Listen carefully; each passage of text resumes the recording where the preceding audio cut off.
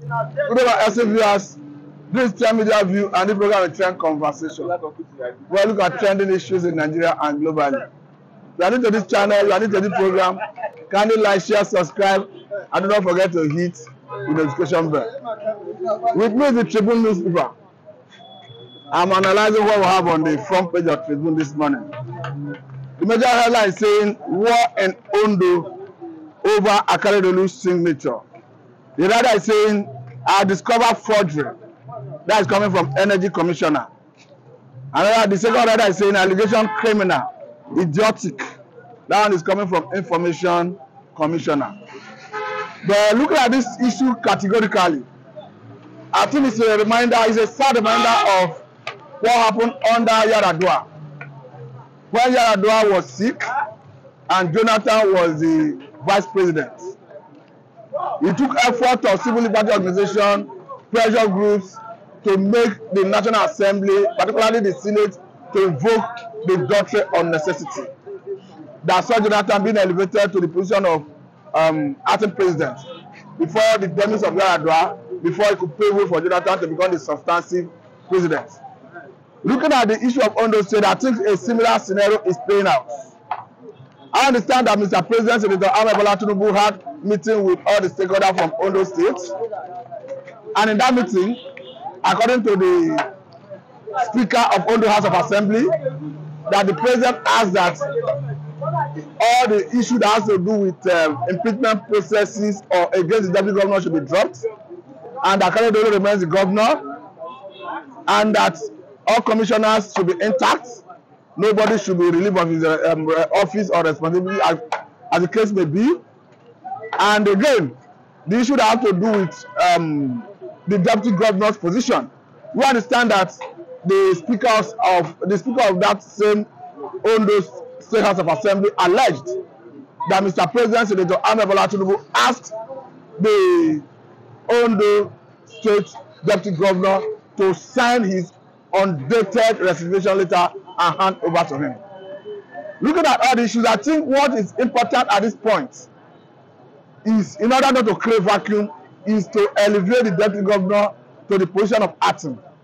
Because the way it stands, the other allegation that the signature of the governor, whom I know if he were to be in position to take decision, he would have done the right thing.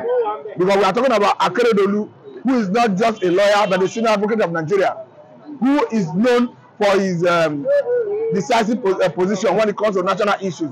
But unfortunately, the man seems not to be in a position to address the issue as it concerns him. And there is a worry in that state, owing to the fact that the allegation of who is signing the signature of Mr. Governor is a major issue. As alleged here, he said, I've discovered forgery. That is coming from the Energy Commissioner.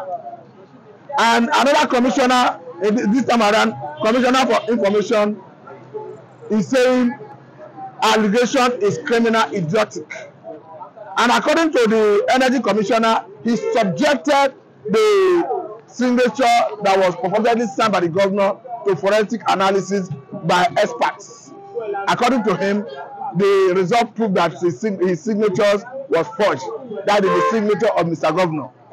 But looking at the whole scenario, I think what is important and the right thing to do at this point is to invoke the doctrine on necessity, just as it was done in the time of Yar'Adua and Jonathan, to enable the deputy governor start acting in the capacity of the governor, pending when the governor will recover and take over his responsibility.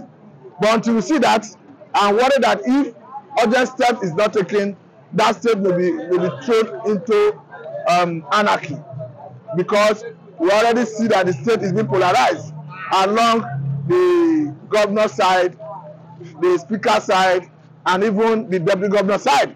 But again, looking at the allegation that Mr. President asked the deputy governor to sign his own undated resignation letter is another worrisome trend, because it beats all imagination why the president, in his wisdom, will ask a sitting deputy governor to sign his own undated resignation letter. I think this is almost what played out in the case of Ngige in Anambra State back then, when a letter surfaced and it was alleged that the governor then, Ngige, signed and resigned only for the man to fall back and regain his position.